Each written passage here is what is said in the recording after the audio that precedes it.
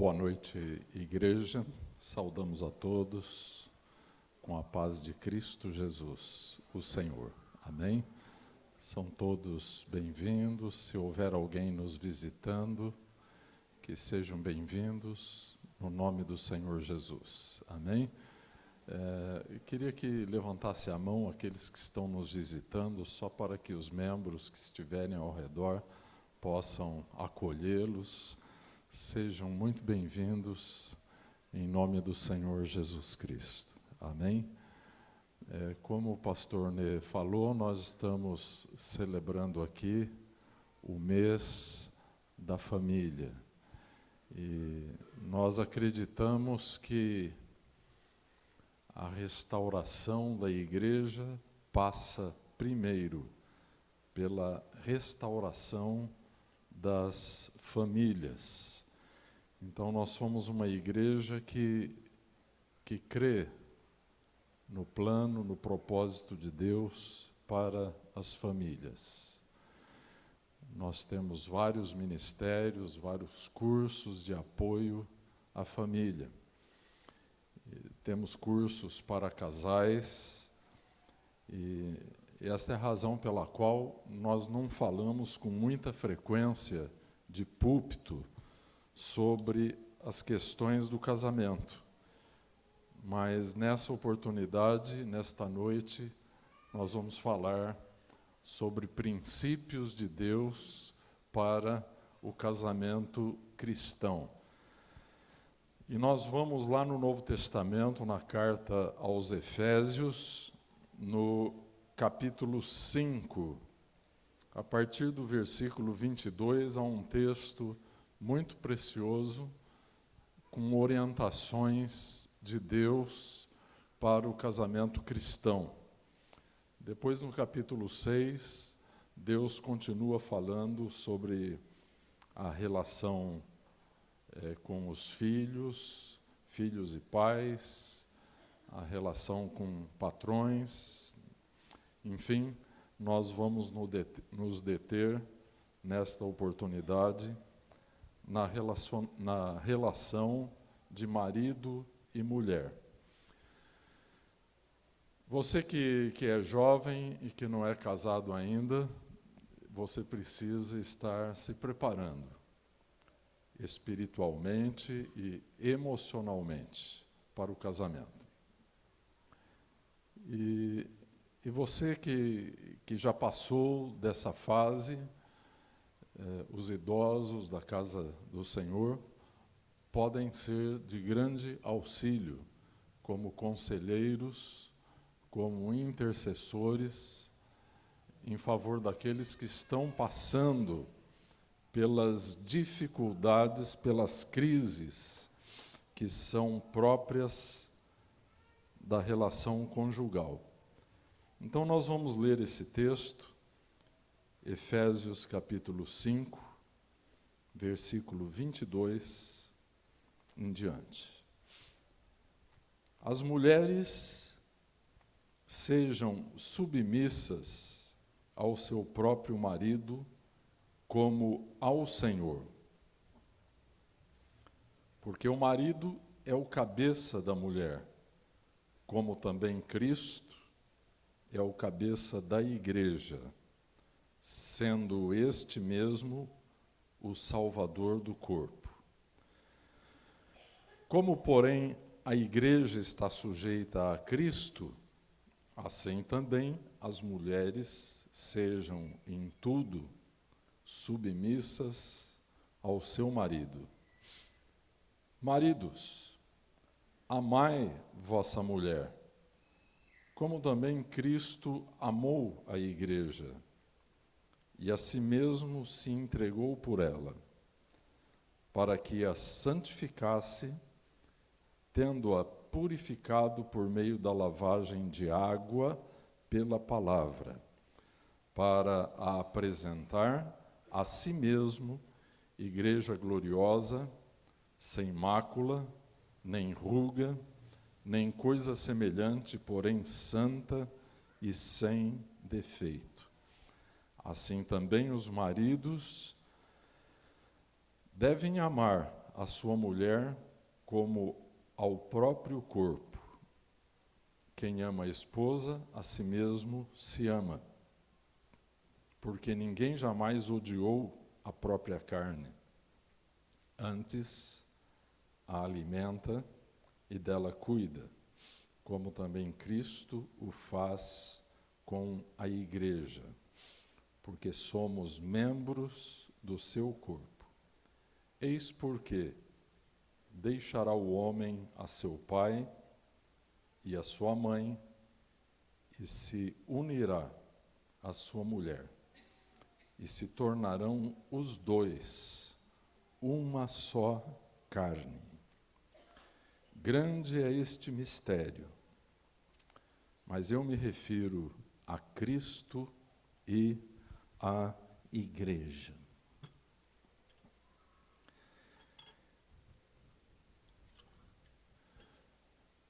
Senhor Deus, eis a tua palavra, uma palavra cheia de princípios eternos. A tua palavra tem atravessado os séculos, as diferentes culturas, e ela permanece a mesma, cheia da tua graça, cheia da tua verdade. A tua palavra, Senhor, é Cristo sendo revelado a nós. Deus eterno, ajuda-nos a darmos ouvido ao teu Espírito Santo, através da tua palavra, Senhor. Concede-nos a graça de permanecermos contigo e a tua palavra permanecer em nós. Humildemente te pedimos que abençoes a ministração desta hora. Que a tua palavra não seja um livro selado e que nós não sejamos incapazes de te ouvir. Senhor, ilumina o nosso entendimento agora, por obra de teu Espírito Santo, a fim de que os princípios da tua palavra se tornem vivos em nossa vida. Senhor, abençoa as famílias que aqui estão representadas. E, em especial, Senhor, abençoa os casais, trata-os em tuas mãos, como o oleiro trabalha o barro. E faz dos casais vasos para a tua glória e para a tua honra. É o que nós te pedimos em nome do Senhor Jesus Cristo. Amém. Bem, igreja, o texto que lemos, aparentemente, é uma palavra, um ensino que nada tem a ver com a situação dos nossos dias. A impressão que dá, à primeira vista, é que é um texto anacrônico, que está fora do contexto dos nossos dias. Porém, nós aqui cremos que a palavra de Deus não é nem antiga nem moderna. A palavra de Deus é eterna. Ela contém princípios que são válidos em todas as épocas e em todas as diferentes culturas. E esse texto aqui, em especial de Efésios 5, ele termina no versículo 32 ali, com uma chave espiritual para entendermos todo o texto. Quando o apóstolo diz assim, e ele vem falando dos deveres conjugais do homem para com a sua esposa e da esposa para com o seu marido. E, findando esta exposição, Paulo diz assim, inesperadamente, ele introduz a seguinte ideia. Ele diz, grande é este mistério. Portanto, nós estamos diante de um mistério. A relação do homem e a mulher nessa instituição criada por Deus, que nós chamamos de casamento, é em si um mistério. É uma figura de algo muito mais sublime. E o apóstolo, então, se refere, mas eu me refiro a Cristo e à igreja. E desta forma, assim como o diabo está em guerra contra a igreja, ele está igualmente em guerra contra as famílias. E a Bíblia toda tem numerosas promessas para nós e para os nossos filhos. Deus quer ser adorado muito mais do que neste lugar que é dedicado ao culto. Deus quer ser adorado nos lares, na intimidade das famílias. Então, Deus planejou que o Espírito Santo trabalharia no âmbito familiar. E é o que Deus está fazendo em cada família. Amém? Se nós falharmos no contexto familiar, como nós ministramos alguns domingos passados, nós podemos estar destruindo a próxima geração. Então, Deus tem uma visão intergeracional. Ele é Deus de geração em geração. Então, dá para saber por que Satanás está atacando tanto as famílias, especialmente a geração dos filhos. Nós estamos pensando no domingo que vem, entregarmos para a igreja uma palavra sobre filhos, sobre a relação dos pais com os filhos. Nós não sabemos muito bem como vai ser a nossa vida após a morte, embora a palavra de Deus abra de vez em quando a cortina para nós vermos um pouquinho do que poderemos desfrutar na eternidade. Mas o apóstolo Paulo diz que nem olhos viram, nem ouvidos ouviram, e nem subiu ao coração do homem. Isto quer dizer, nem imaginamos o que Deus tem preparado para o seu povo. Mas nós podemos afirmar que uma família feliz é uma expressão terrena daquilo que nós vamos encontrar no céu.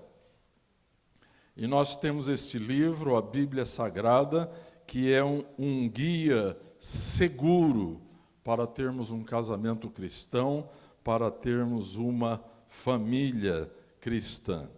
E hoje nós vamos falar sobre alguns princípios que regem o casamento cristão. Amém? É claro que quando nós estamos no período que antecede o casamento, nós temos uma série de expectativas a respeito do casamento. E uma boa parte dessas expectativas são falsas, porque o casamento, ele consta de um contrato consciente que é aquilo que nós lemos, que nós planejamos, mas o casamento tem também um contrato inconsciente, que são os nossos anseios por aquilo que não temos em nós mesmos. É aquele secreto desejo pelo complemento. São as secretas carências que normalmente nós não admitimos.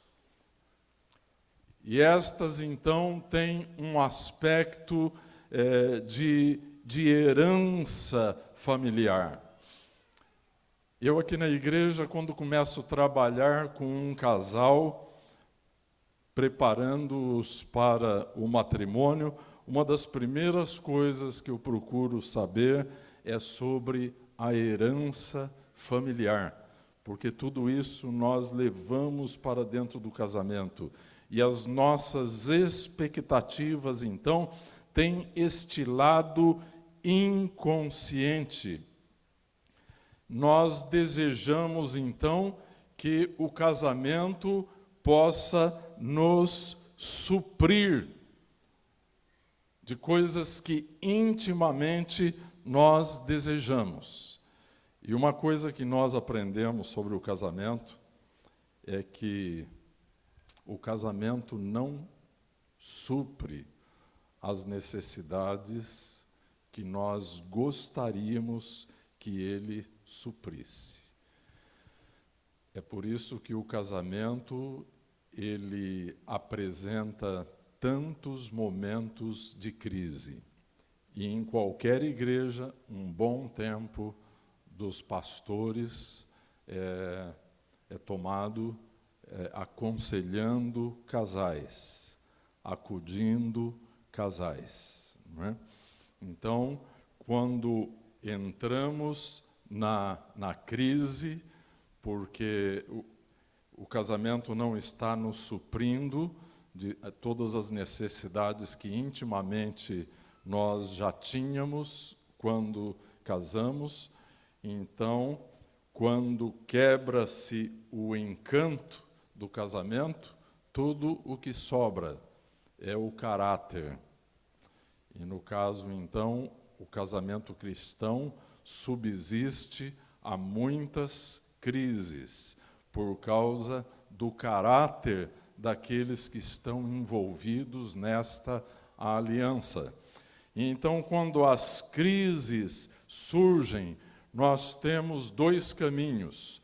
O primeiro é fugir. O segundo é enfrentar as crises e crescer emocionalmente, crescer espiritualmente com as crises.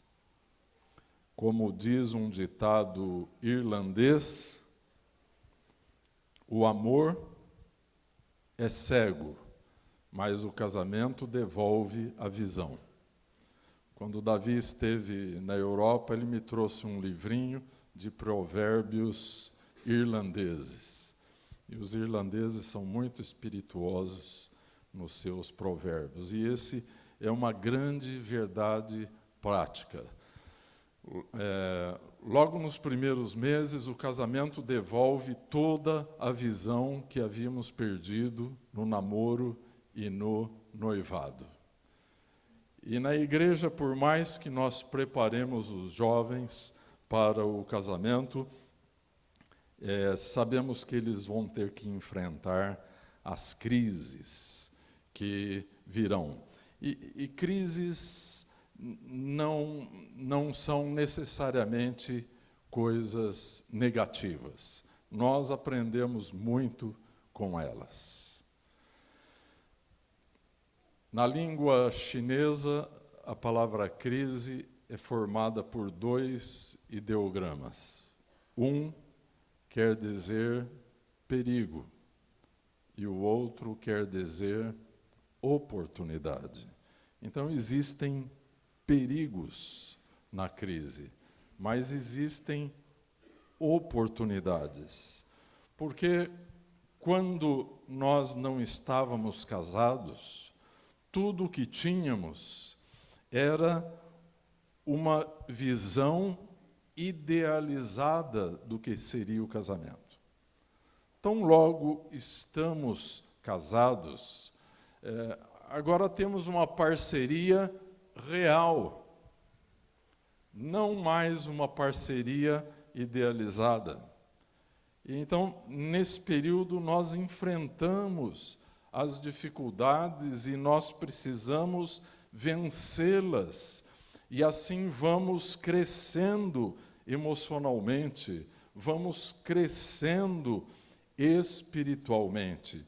Então, a primeira coisa que fazemos é admitir que temos uma crise.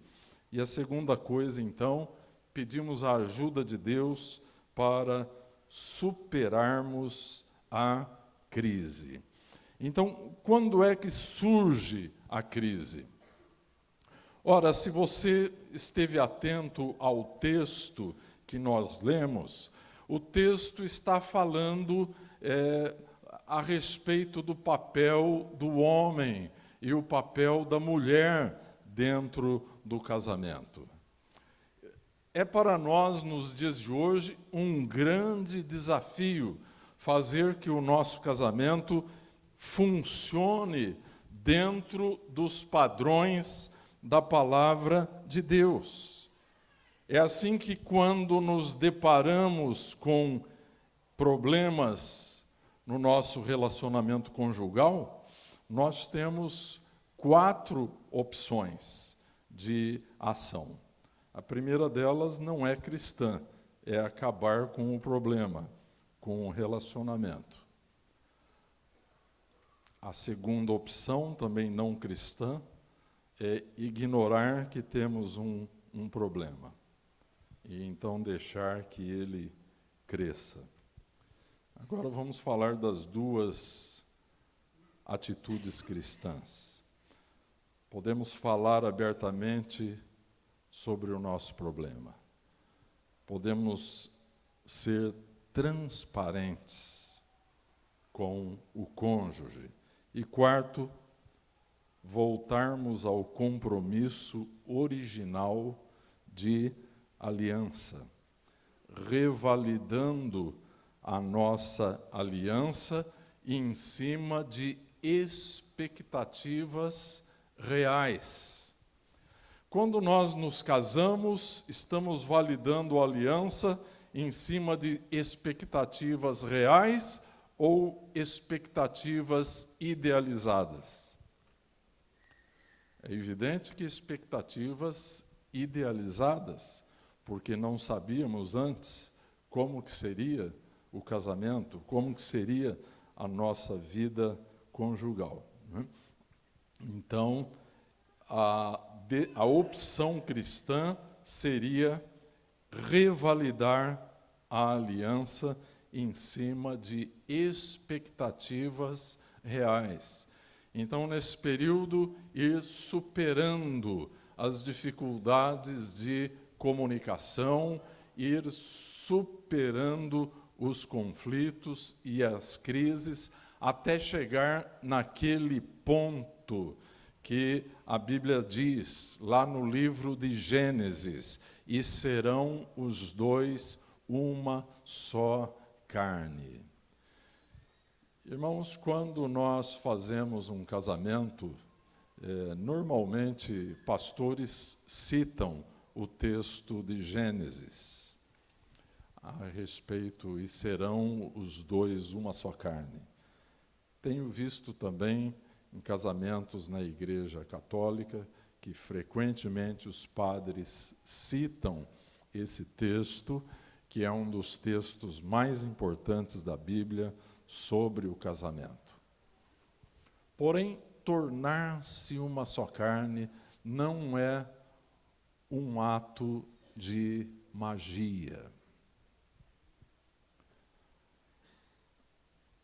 A liturgia do casamento, as palavras que serão lidas e serão ditas no casamento, não produzem uma só carne.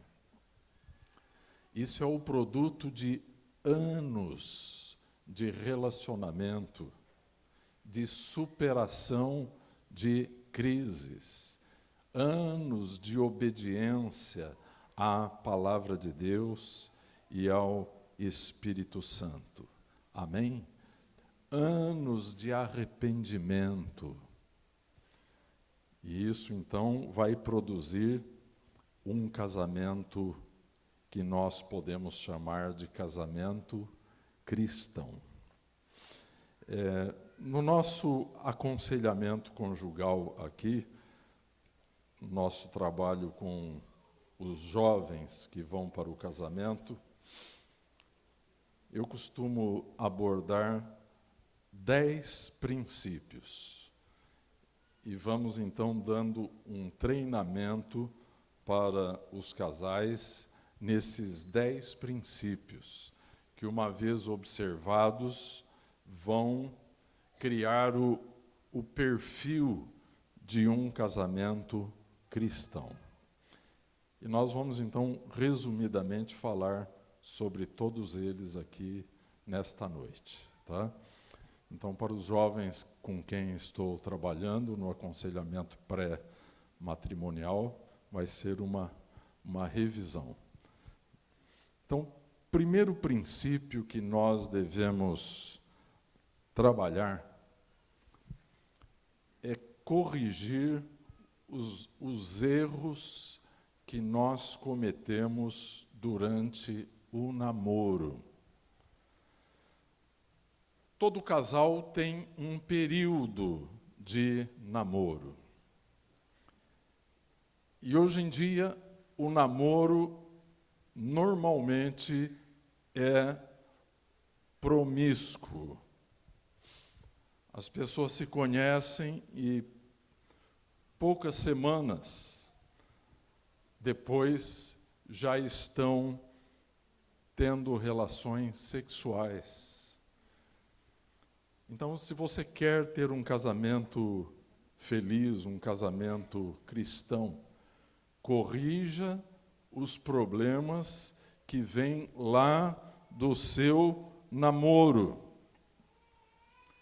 Se houve alguma violação das leis divinas, há um só meio de reparar esse problema. É através do arrependimento e da confissão. Então, isso precisa ser feito. Agora, você poderia dizer assim, mas pastor, como que o pastor gasta tempo do culto com uma coisa dessa? Casou, casou, o que passou, passou. Eu vou dizer para vocês uma coisa que talvez vá te surpreender. No mundo espiritual não existe passado, existe apenas presente.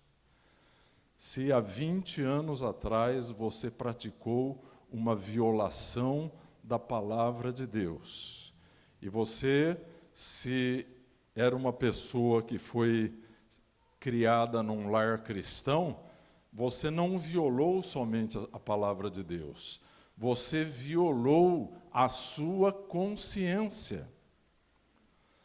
E você teve, então, e provavelmente esteja tendo agora, que já está casado, uma consciência culposa apontando para você e somatizando este conflito através de enfermidades da alma e do corpo.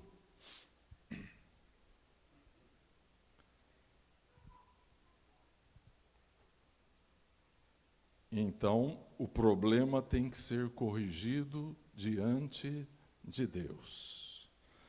Eu já acompanhei vários casais que tivemos que voltar com eles lá no namoro para fazer o acerto, o arrependimento, a confissão, para que pudéssemos tirar uma pedra enorme do caminho do casal. Muito bem. Então, corrija qualquer erro cometido durante o namoro. Podemos seguir em frente. princípio número 2. Mantenha os papéis de acordo com a Bíblia. Aqui em Efésios capítulo 5, Deus está delimitando claramente o que é o papel da mulher, o que é o papel do homem dentro do casamento. Então, papéis são importantes. Posições sempre determinam relacionamentos. E Deus então colocou o homem desde o Gênesis com a autoridade de liderança dentro do lar. Aqui em Efésios, o apóstolo Paulo chama de cabeça do lar, cabeça no relacionamento. É claro que o Espírito Santo nos traz esta revelação, mas no versículo 25, imediatamente diz: maridos, amai vossa mulher, como também Cristo amou a igreja e a si mesmo se entregou por ela.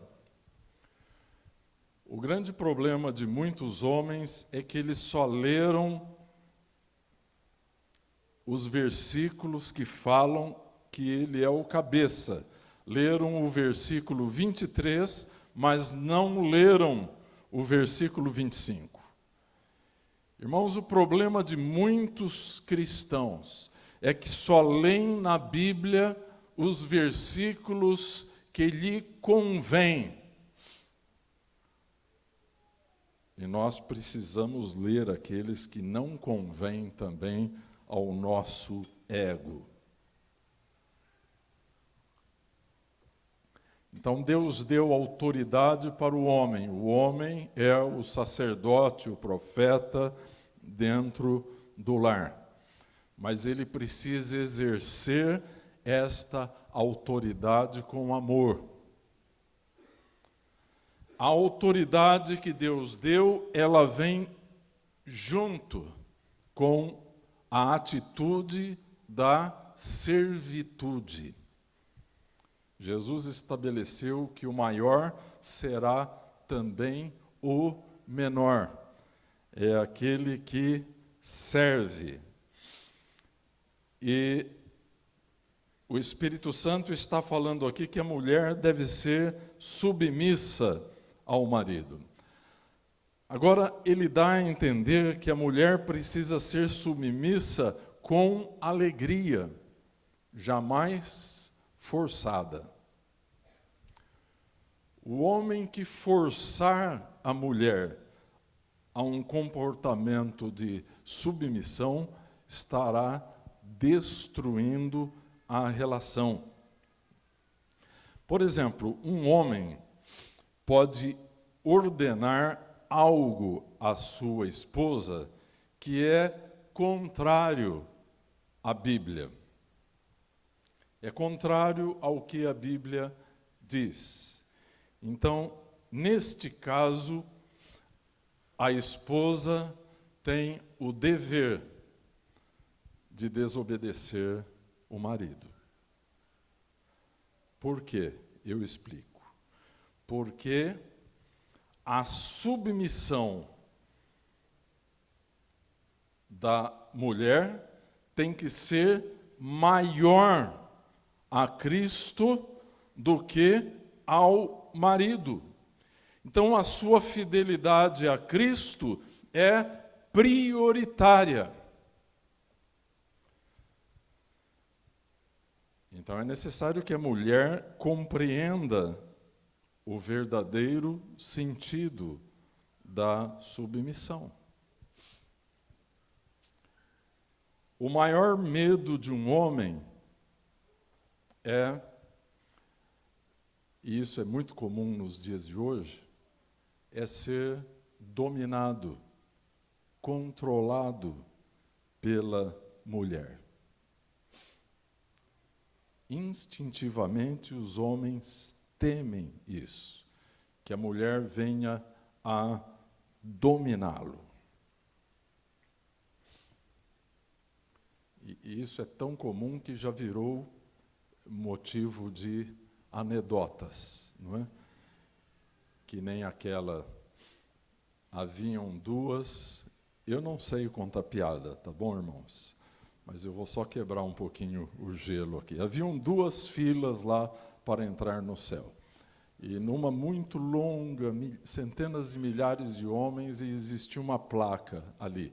Homens que foram dominados pela mulher. E havia uma outra fila, e havia uma placa lá, escrita, homens que não foram dominados pela mulher. E existia um só lá. E o anjo então chegou e perguntou, mas o que você está fazendo aqui, sozinho? Ele disse, eu também não sei, a minha mulher me mandou para cá.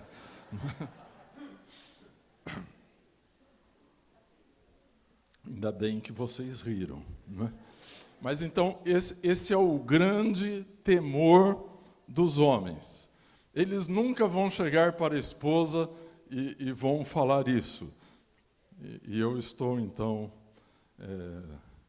dedurando a todos nós aqui nesta noite. E o maior medo da mulher? Qual seria, hein, irmãs? O maior medo da mulher, que gera muita insegurança, é que ela venha a ser tratada como um objeto, e não como uma pessoa.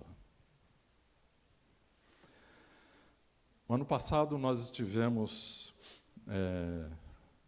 na Jordânia e nos Emirados Árabes.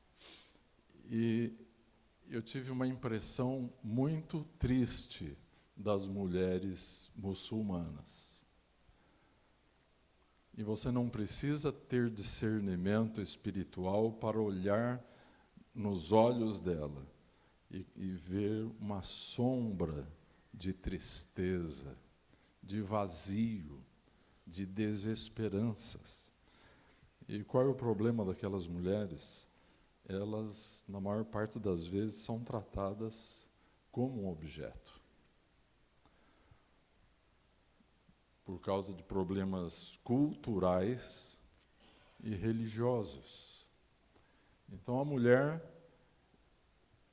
ela precisa se sentir segura, ela precisa se sentir amada, para que ela possa se submeter ao marido, para que ela coloque a sua missão a serviço da missão de seu marido. Então, a submissão de que a Bíblia trata jamais pode ser uma submissão imposta. Ela é conquistada como fruto do amor, do serviço e da coerência de seu marido. Eu não tenho muito tempo para falar, são 10 itens, então logo vou passar para outro, tá? Cada um desses itens, por si, daria um estudo da palavra de Deus. Passamos, então, ao princípio número 3. Deixe as linhas de comunicação sempre abertas. A palavra de Deus diz para nós não deixarmos o sol se pôr sobre a nossa ira. Isso quer dizer, jamais devemos permitir que um problema passe de um dia para o outro dentro do nosso casamento. Então, a falta de comunicação é a causa de muitas dificuldades no casamento.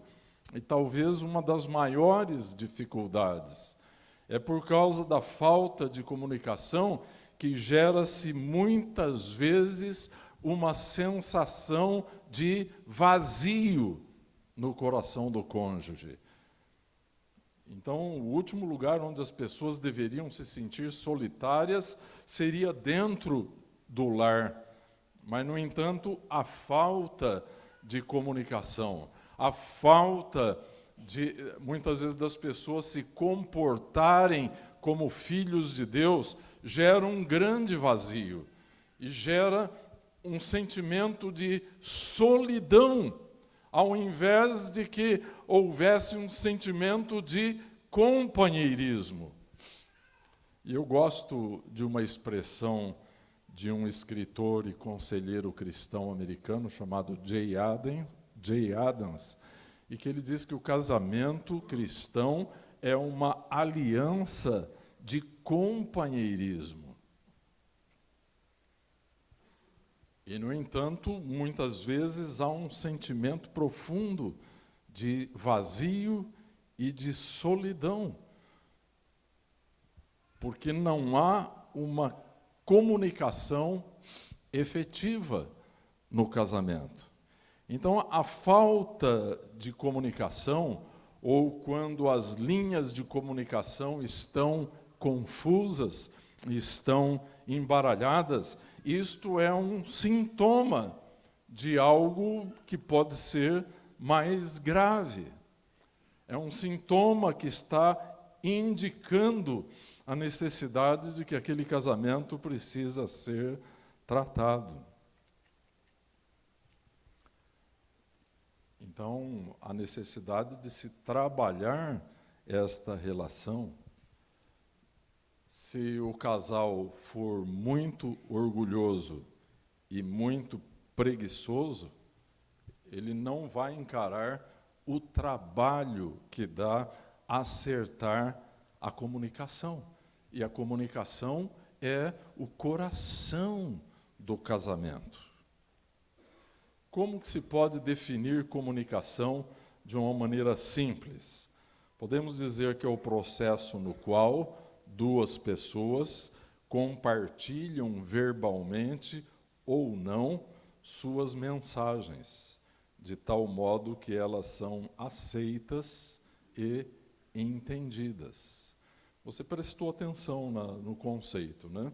Compartilham verbalmente ou não. Porque há muito da comunicação que não é verbal. Existem homens e existem mulheres que, por natureza, são mais calados. E as pessoas mais caladas, muitas vezes, têm uma comunicação não verbal. E nós precisamos estar atentos àquilo que a pessoa comunica falando e aquilo que ela comunica sem falar. Amém? Você é atento a isso? Nós comunicamos muito, meus irmãos, com os olhos, com o corpo, com as nossas atitudes. Até o nosso silêncio pode ser um silêncio muito eloquente. Então, basicamente, a comunicação consiste em 3 fatores: falar, ouvir e entender. E aqui eu abro um parêntese sobre a comunicação não verbal. Muitas vezes, para ouvir o que está sendo dito, nós temos que ouvir o que não está sendo dito. E agora? Isso requer sensibilidade, isso requer o uso do tempo, isso requer oração, isso requer empatia, isto é, você saber calçar o sapato da pessoa e sentir onde está apertando, onde que está doendo. É por isso que eu digo que, às vezes, para ouvir o que está sendo dito, temos que ouvir também o que não está sendo dito, o que a pessoa não falou, mas gostaria de falar. Então, falar, ouvir e entender. Palavras na Bíblia são muito importantes. Quando Deus criou os céus e a terra, Deus simplesmente falou. Então, as palavras podem gerar vida e elas podem gerar morte. Quando Deus falou, Ele criou um mundo novo, maravilhoso. E Deus olhou e Ele viu que era bom. Eu lhe pergunto, você quando fala, como que é o mundo que você está criando com as suas palavras? É um mundo bonito, luminoso, cheio de vida e esperança? Ou é um mundo tenebroso, cheio de tristeza e de sofrimento? Por exemplo, dentro do lar, é um ambiente onde as pessoas mais sofrem esse tipo de coisa. As pessoas, às vezes, estão criando um mundo cheio de espinhos para as pessoas a quem ele ama. Mas ele está tecendo uma vida de sofrimento para a esposa, marido, para os filhos, e está usando, então, a palavra. Então, palavras pesadas que machucam, que geram dor. Nós deveríamos usar palavras doces, palavras gentis, que trazem cura, que trazem consolação, que trazem alívio. Jamais palavras que gerem um sentimento de vergonha no cônjuge e nos filhos. Meus irmãos, é inacreditável como as pessoas tornam-se dispostas para mudar a partir do momento em que elas apenas são compreendidas. Então, o processo de comunicação é fundamental dentro do casamento. Se você pode dizer, eu tenho um casamento cristão, você tem que estar limpando as vias de comunicação diariamente. Amém? Vamos ao quarto princípio. E aí você vai fazendo uma espécie de um checklist do seu casamento. Enquanto você está ouvindo, pense dessa forma: que nota que eu daria para cada item deste que o pastor está falando? No final, você pode chegar a uma conclusão, se você precisa ou não pedir perdão à sua esposa, ao seu marido, a hora que chegar em casa nessa noite. Então vamos ao item 4, porque o nosso tempo está passando. O item 4 é um princípio que diz o seguinte: concentre-se em conhecer as necessidades básicas do cônjuge. Como eu disse, quando nós casamos, nós levamos para o casamento uma série de expectativas que eram expectativas irreais. Então, não sabíamos como que um casamento funcionava. E quando nos casamos, então, a realidade nos dá as boas-vindas. E, às vezes, as surpresas da rotina da vida de casado não são tão românticas quanto aquelas que nós esperávamos. Então, logo temos uma luta com o problema das nossas expectativas. E aí trazemos dentro de nós uma espécie de um tanque de necessidades emocionais, e este tanque clama desesperadamente por combustível, e às vezes o casamento mantém esse tanque vazio. Então começamos 1 mês, 2 meses, e o tempo vai passando, e as crises começam a bater à porta do nosso outrora tão romântico casamento. Então nós temos necessidades íntimas que precisam ser preenchidas. O casal tem uma mutualidade dessas necessidades e, por exemplo, o homem, ele precisa, note bem que nenhum homem vai chegar para a esposa e vai dizer isso, mas o homem, ele tem a necessidade de significar algo importante para a sua esposa. Por exemplo, um homem que não é respeitado pela sua esposa, ele passa a se sentir insignificante diante da sua esposa. A frustração com relação a este sentimento, cedo ou tarde, vai desencadear agressões, primeiramente verbais.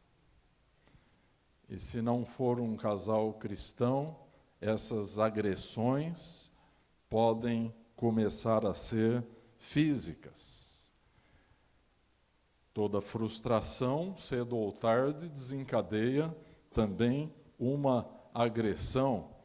Então, no fundo, há uma necessidade nesse homem que não está sendo suprida pelo casamento. A palavra de Deus demonstra que as esposas devem respeitar os seus esposos. Nós vemos isso na relação, por exemplo, das esposas dos patriarcas no Antigo Testamento.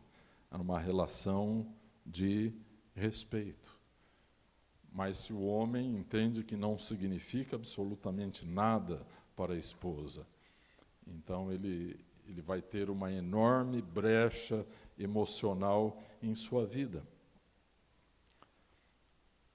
Então, a esposa deveria se importar em suprir o seu marido.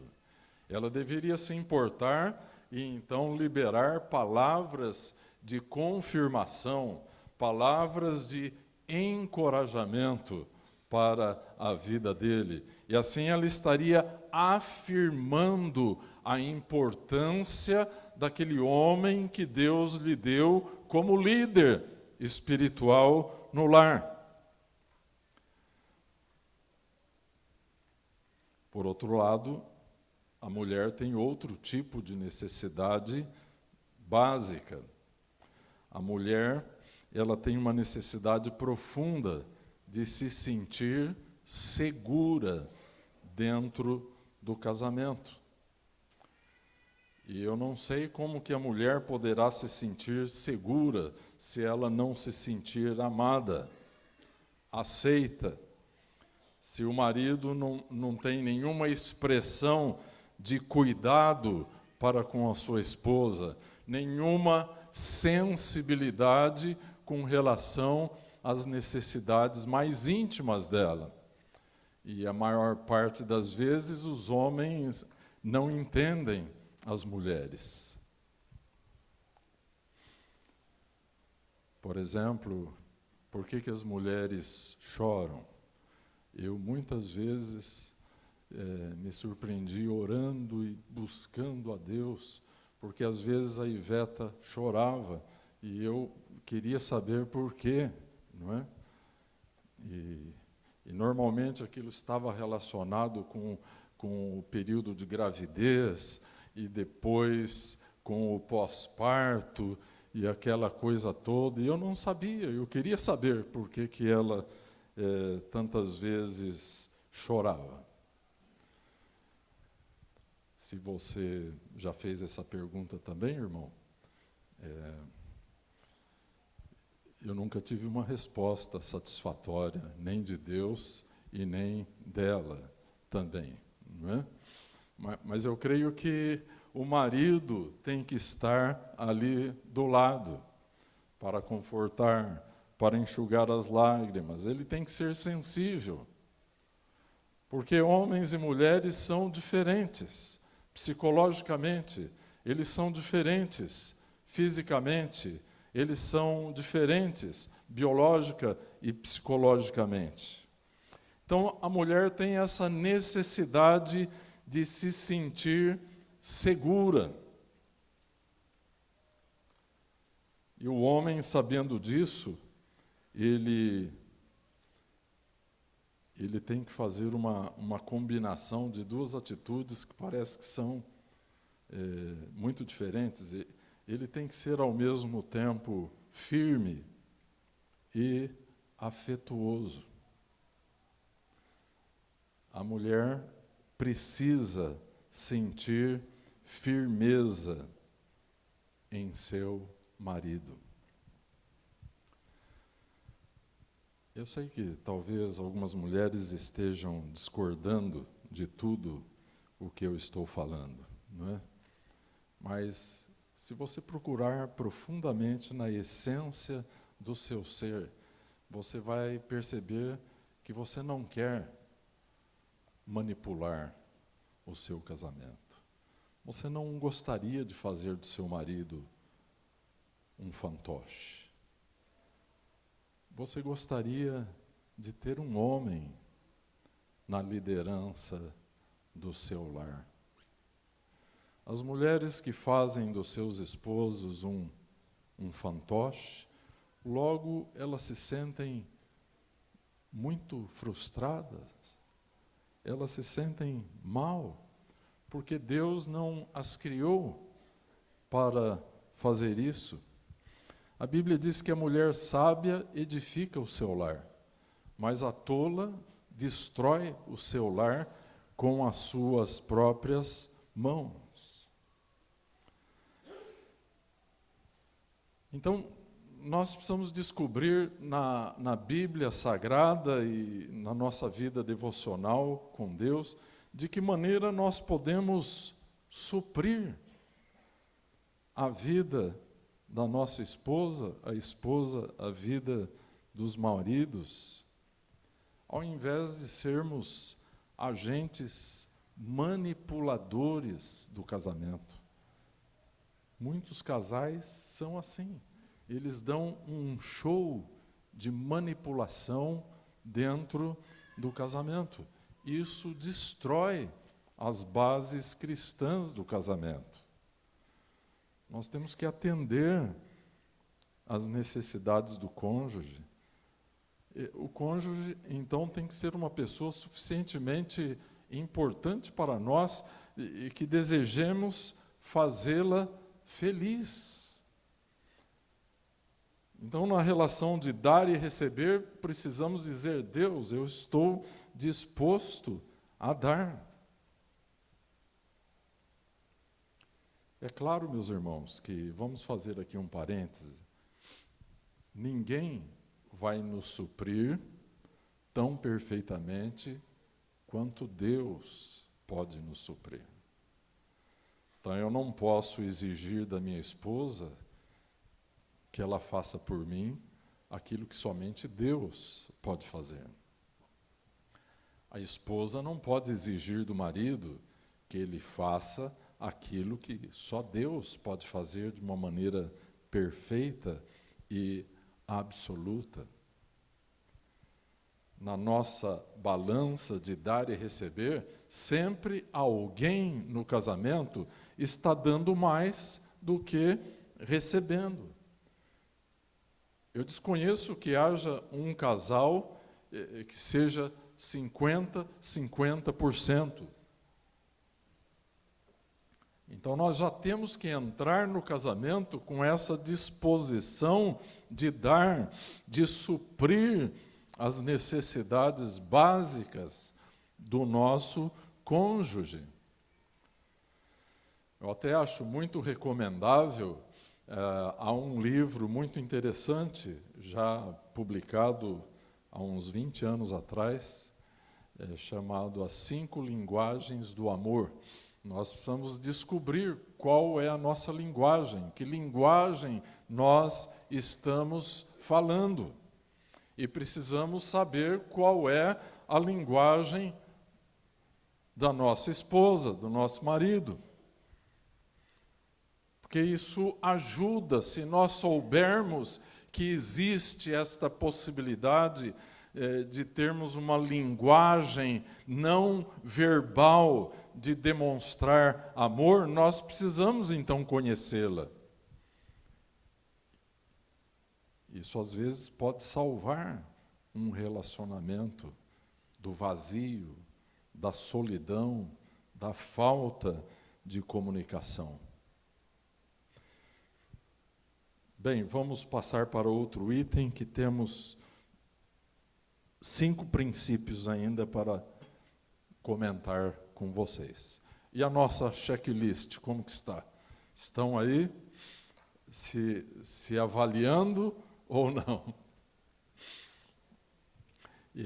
Essa pregação nesta noite, esse ensino, não visa criar um conflito conjugal na sua vida, amém? Ele visa te esclarecer e te ajudar. O item 5, meus irmãos, para surpresa de muitos, Jesus falou muito mais sobre dinheiro do que sobre o céu e sobre o inferno. Quantos sabiam disso? Nós temos até um curso aqui na igreja sobre finanças, olhada do ponto de vista de Deus. Se a Bíblia não falasse tanto no assunto, nós poderíamos entender que o assunto não é uma coisa espiritual. Então, o dinheiro é uma coisa neutra, mas a maneira como nós nos relacionamos com ele revela o nosso caráter, revela quem é que nós somos.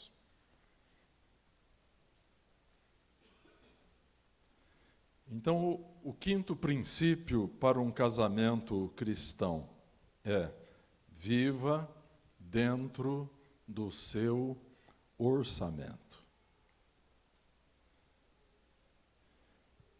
Isto quer dizer, não gaste mais do que você ganha. Então, quando o casal não tem nenhum orçamento para guiar os seus gastos, o que ele pode e o que não pode gastar, a consequência disso são dificuldades financeiras.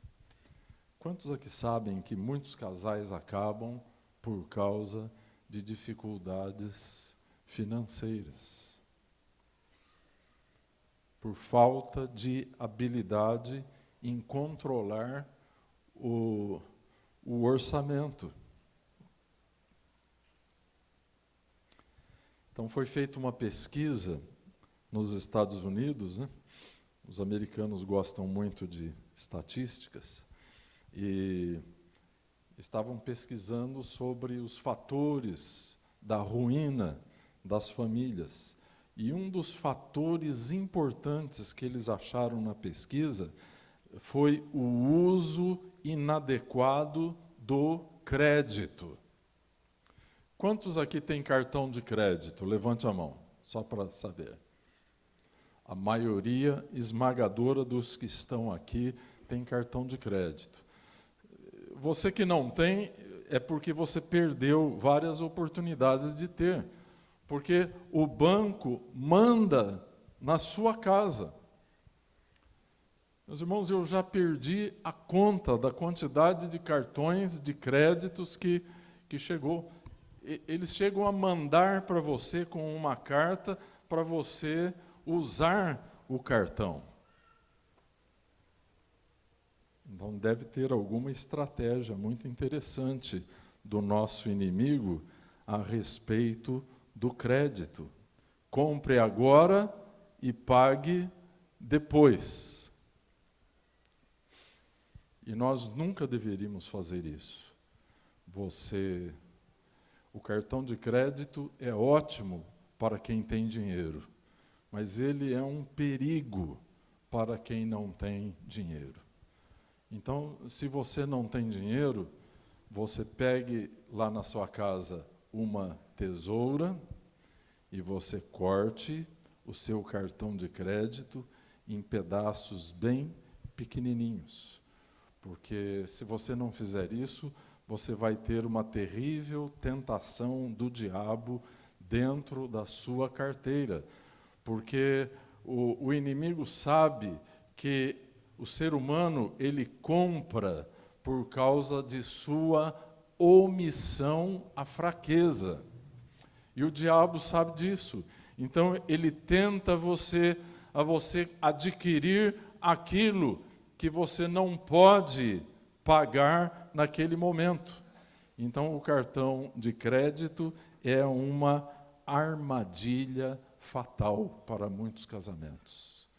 Porque o dinheiro acaba, sempre tem um que é mais gastão do que o outro, não é? E as discussões começam, as acusações, e aquele lar que deveria ser o lugar de comunhão com o Espírito Santo se torna num grande inferno. Então, o casal cristão tem que viver dentro do seu orçamento. Amém? Glória a Deus. Item número 6. Estabeleça princípios claros que os ajudem nos desentendimentos. Você imagine duas pessoas diferentes que vivem juntas debaixo do mesmo teto. Cedo ou tarde vão ter conflitos, desentendimentos, discussões, dificuldades. Não há casal que não passe por conflitos desta natureza. Então, se você é cristão, você tem uma Bíblia, você tem que verificar alguns princípios que te ajudem na hora de enfrentar um conflito. Eu ensino muito bem às pessoas que eu estou discipulando para o casamento que existem 5 maneiras. Dentre as muitas, existem as 5 principais respostas humanas a um conflito. Por exemplo, existe aqueles que simplesmente se retiram. Conflito? Que conflito? Imagine você deve conhecer pessoas assim. Se for o seu cônjuge, ore muito por ele, não é? Uma outra maneira de reagir a um conflito conjugal é aquela pessoa que quer sempre ganhar. Costumo dizer a pessoa estilo tubarão. Ou ela vence, ou ela vence. É aquela pessoa que sempre está certa. E daí vocês querem mais um ditado, um provérbio irlandês? Vocês estão muito sérios, então eu vou brincar um pouquinho. O ditado irlandês diz assim: no casamento você tem 2 tipos de pessoas. Aquela pessoa que está sempre certa e aquela outra que é o marido. Me perdoe.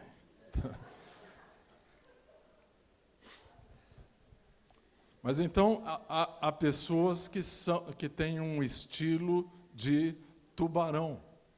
A pessoa quer sempre estar certa. Ela sempre tem razão. É um estilo que certas pessoas têm. Tem outras pessoas que sempre se rendem.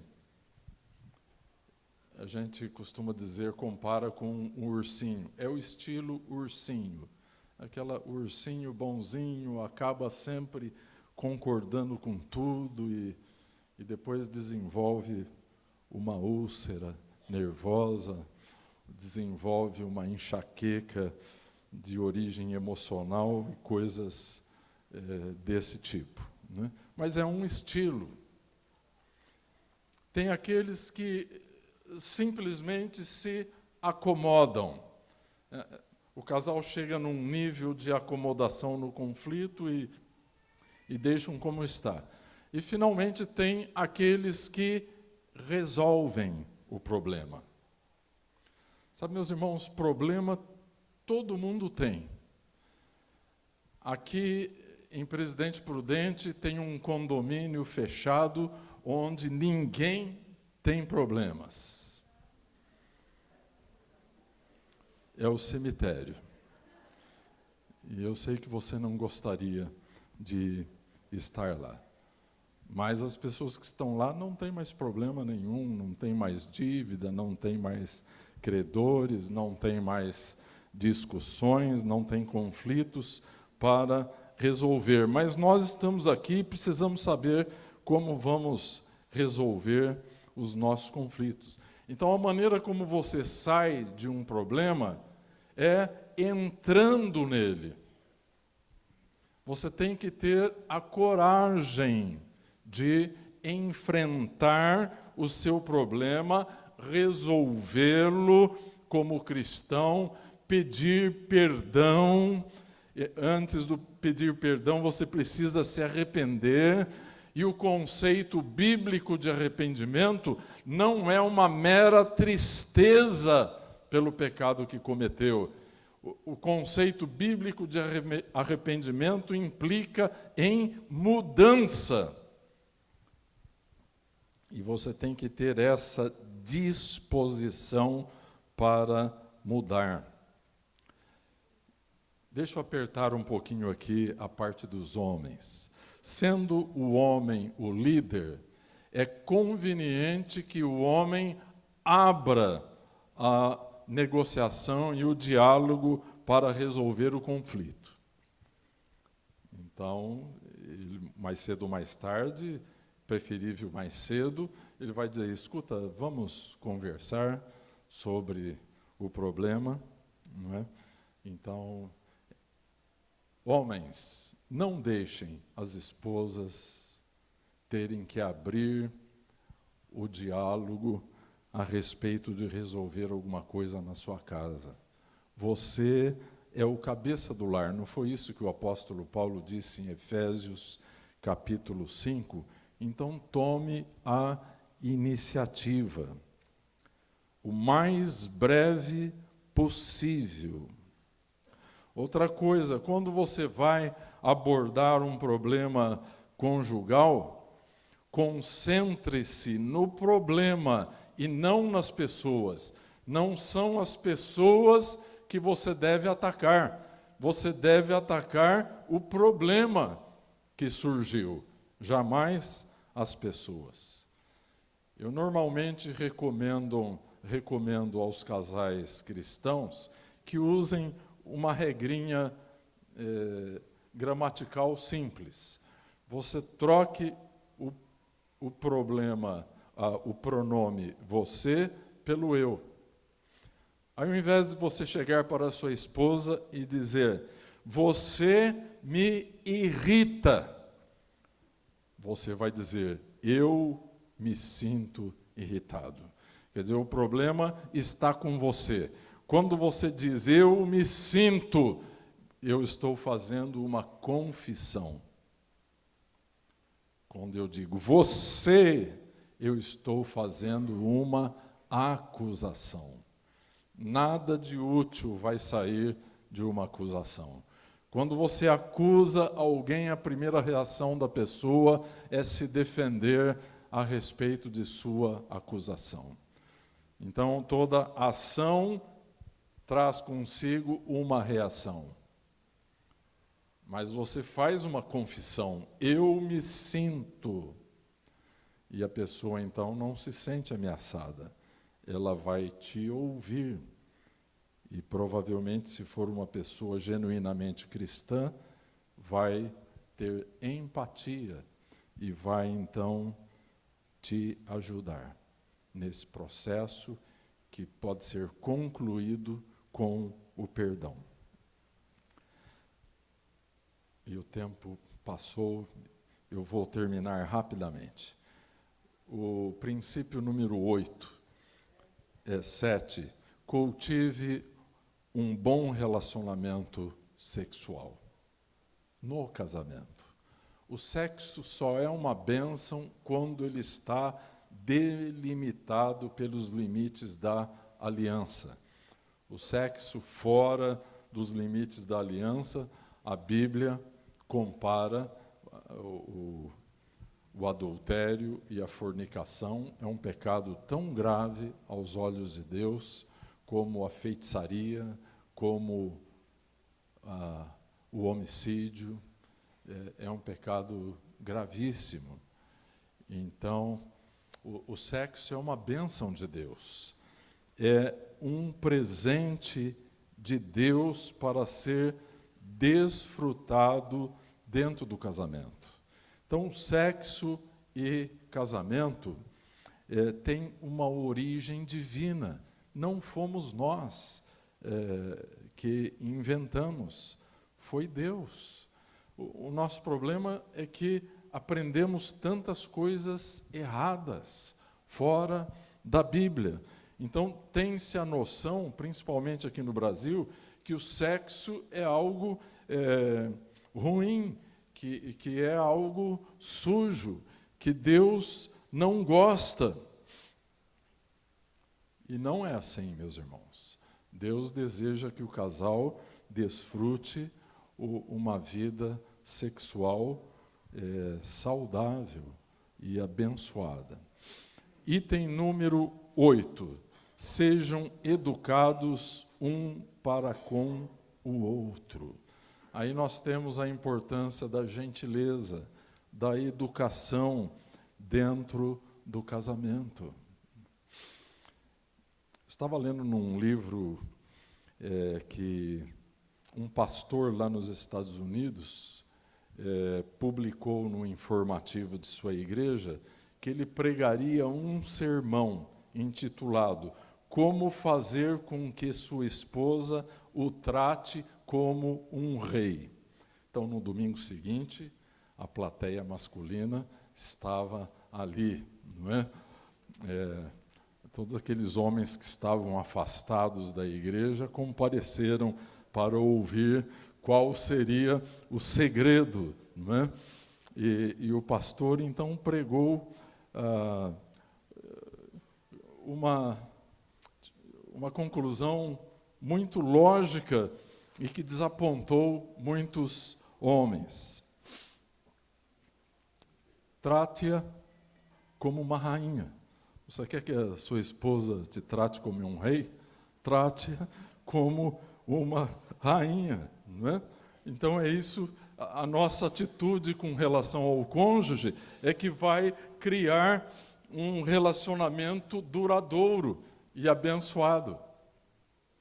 Eu sempre conto para os meus discípulos no aconselhamento pré-matrimonial. Vocês me dão mais um tempinho de contar uma história, né?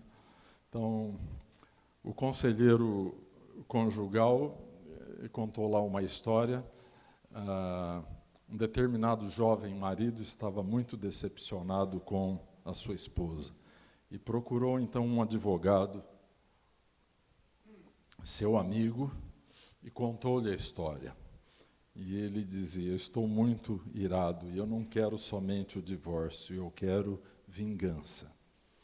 Então, o advogado falou, bom, então eu vou te dar um conselho, você volte para a sua casa e por uns meses, 3 meses, você vai tratá-la muito bem, e assim que ela estiver tudo bem com você, aí você faz uma surpresa e apresente-lhe a ideia do divórcio. E eu vou estar com tudo preparado aqui, assim que você me avisar, nós entramos com o pedido de divórcio. Tudo bem. Ele voltou para casa e já chegou com um buquê de flores. A esposa achou um tanto estranho, né? Daí convidou-a para jantar fora. Fim de semana, foram passear na praia. E começaram uma vida muito diferente. E ia levar o café da manhã para ela na cama. E depois de 3 meses, eles estavam levando uma vida maravilhosa, como se fosse uma lua de mel. E ele, então, se esqueceu do plano do seu amigo advogado. E então o advogado ligou para ele. Então, como que está? E aquele nosso plano, podemos entrar com o processo do divórcio? E ele então falou, divórcio? Mas eu estou casado com uma rainha, deixe esse negócio de lado. Mas o que será que aconteceu? Aconteceu essa pregação do pastor. Se você quer que a sua esposa te trate como um rei, trate-a como uma rainha. Então, respeito, gentileza, educação, honra. Jamais fale sobre um defeito da sua esposa ou do seu marido para outras pessoas. E principalmente para a mãe dele. Jamais. Fale para todo mundo das qualidades do seu cônjuge, mas jamais exponha, jamais critique a pessoa diante de outras pessoas. Tem que haver uma ética, tem que haver um respeito dentro do casamento. Jamais devemos fazer pelo cônjuge aquilo que não gostaríamos que ele fizesse contra nós. Aliás, eu quero dizer que isso vale também para os filhos. Nunca critique um filho na presença de outras pessoas. Jamais na presença dos seus amigos. Quando precisar fazer um elogio, faça na presença de todos. Quando precisar corrigi-lo, você e ele, você e ela, sozinhos. Deus deu pais para os filhos, para construir a identidade dos filhos, e não para destruí-la. O mesmo se aplica ao marido e à esposa. Então, sejam educados um para com o outro. Porque você que tem filhos pequenos, os filhos estão assistindo, eles estão aprendendo. Se você não tem educação dentro do lar, é assim que eles vão se comportar depois.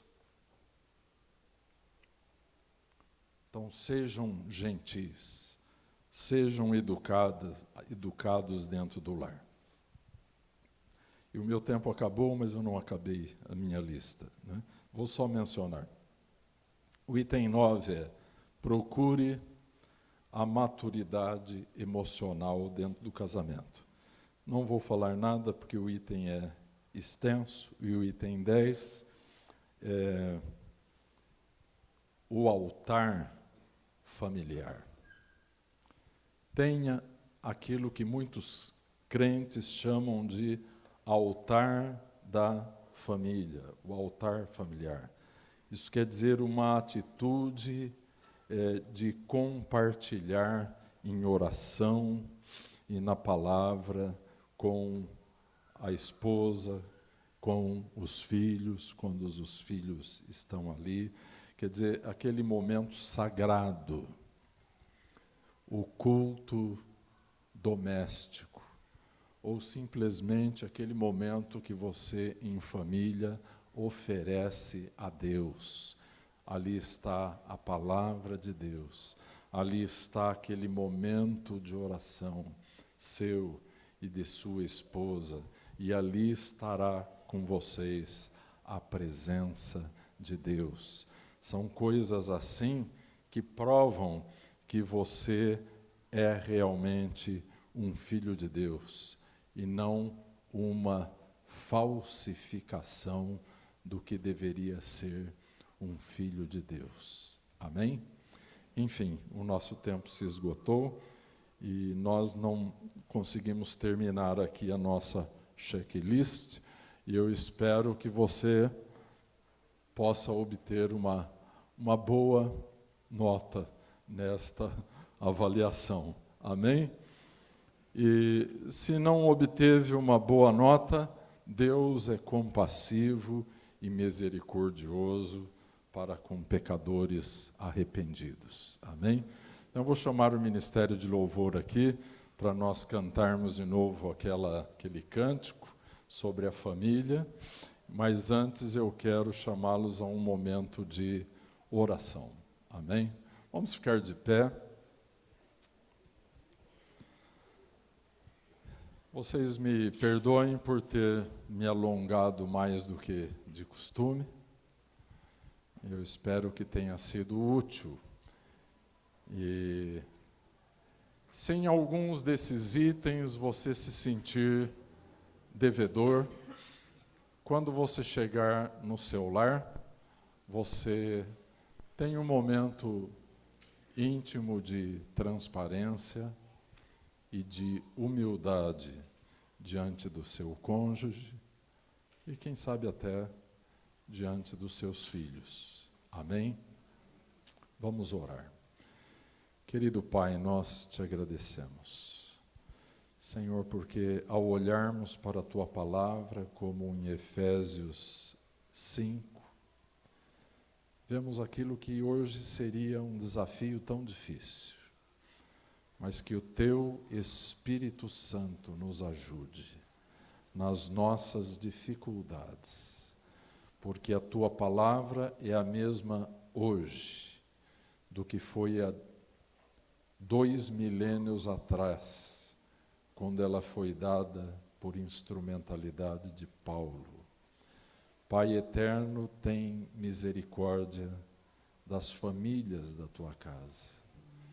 Senhor, que estejamos voltados para este desafio de sermos uma família cristã. Não queremos ser daqueles que têm nome de que vive e que estão mortos. Nós queremos estar vivos, obedientes aos princípios eternos da Tua Palavra.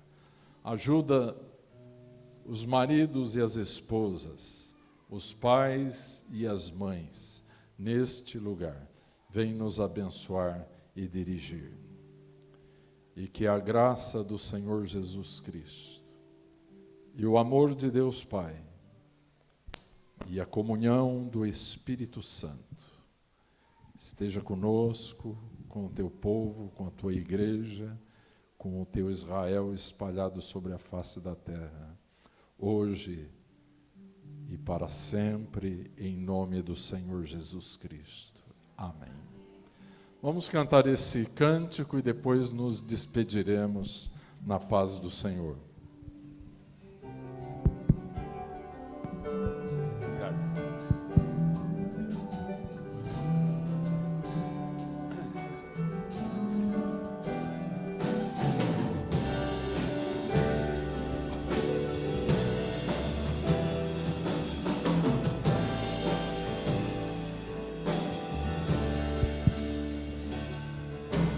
Quero consagrar meu lar a ti, o nosso futuro para te servir, com toda a minha força e entendimento, quero dedicar o meu lar a ti. Eu e minha casa, eu e minha casa serviremos a Deus. Eu e minha casa serviremos a Deus. Eu e minha casa serviremos a Deus com alegria. Será abençoada. Será abençoada minha descendência, frutificará a tua presença como bom perfume. Meus filhos irão perfumar todas as nações. Eu e minha casa serviremos a Deus.